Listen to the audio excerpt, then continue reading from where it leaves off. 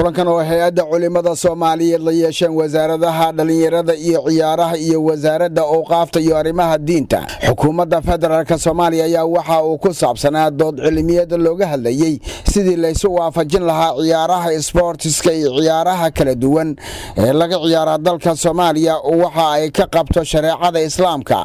kaasi oo ay soo qaban qaabiyeen hay'adda culimada Soomaaliyeed inta dood cilmiyeedkan uu socday ayaa waxa si weyn looga dooday ciyaaraha sportiska iyo sida looga waafajin karo shareecada islaamka maadaama aan nahay ummad islaam ah boqolkiiba boqol loona baahan yahay in laga fogaado wax kasta wax u dhimayo diinta islaamka agaasimaha waaxda sportiska ee wasaaradda dhalinyarada iyo ciyaaraha Saciid Maxamed Xasan ayaa ka hadlay muhiimadda dood cilmiyeedkan uu leeyahay waxaan wada dhowri doonaa dhammaantan nidaamka diiniga ah ee axkaamta isboortiga haddii ilaahay ka raali noqdo iyo in aan fulino wax walba oo ku saabsan diinta islaamka oo aanu ka hor imaanayn ayaa howsha wasaaradda iyo xiriirada ay noqon doonaan kuwa dhowro diinta islaamka. gudoomiyaha hay'adda culimada Soomaaliyeed Sheekh Bashiir Axmed Salaad ayaa faahfaahin ka bixiyay waxa ay ka qabto shareecada islaamka ciyaaraha kuwa bannaan iyo kuwa aan bannaanayn. maxay diinta islaamku qofka naftiisa wax xurmaysa marka in la sameeyo waxa qofka lagu dhibahayo oo loo qasdo lama ogola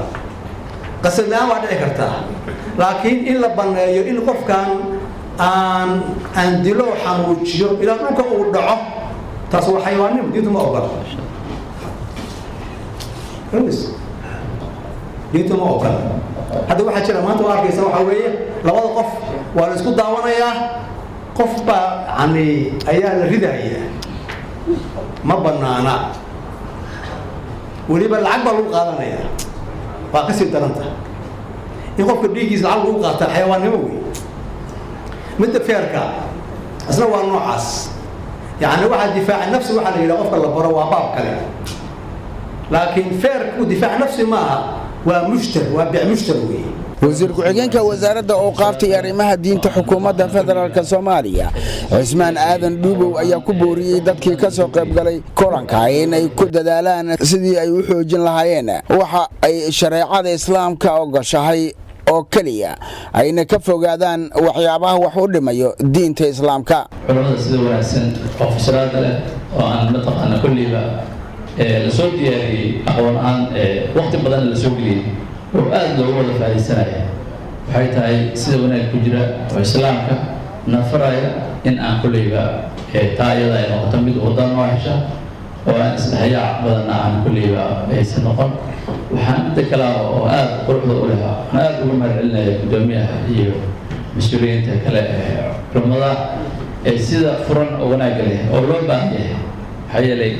diinteena macaan waa kaamil yeesh Muuse Cismaan Abtow telefishinka qaranka Soomaaliyeed Muqdisho.